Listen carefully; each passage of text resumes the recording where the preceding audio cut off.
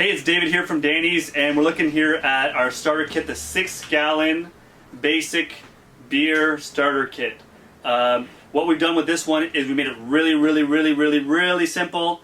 The pros of this are that you're able to have bottles in this starter kit as well. It's assuming that you're not going to have a secondary, so you're not going to ferment, then transfer. So you're basically just going to ferment, let it settle in here, the beer, and then after put it into bottles. So that's sort of the trick with this one. So let's get started. We have here our fermenting bucket, and then our fermenting bucket has a stick-on thermometer on this one, and we have our spigot.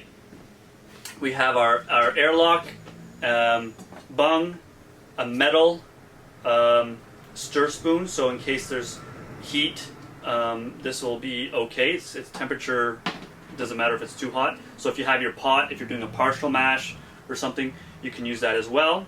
What we also added, so I'm going to put this to the side here, we also added this spigot, which can be used for multiple things. So for example, if you want to take a sample, you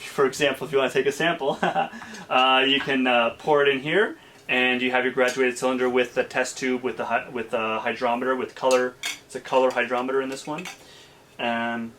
So that's really good. And once you find out that your beer is done, then we have your bottles, your beer bottles. So we find this is a really good one for people that are just experimenting, want to see if they want to get in to this whole thing, and it's a low-cost, budget-friendly way of doing that. So you would get your bottle. So of course you would take your hydrometer reading. I'll move this over here, give you an idea, and then you would just get your bottle and fill it up here.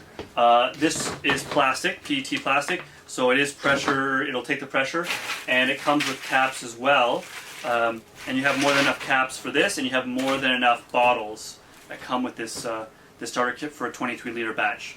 The good things about this is you're not using a capper, you're not using a secondary. The pros to it are, if you're looking for a longer, the cons to it, if you're looking for a longer investment of equipment, then consider adding that secondary fermentation vessel like a carboy or something like that.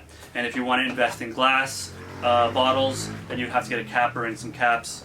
But to get started, for the first timer, this is an excellent way to ramp up and have a quick win at a low cost.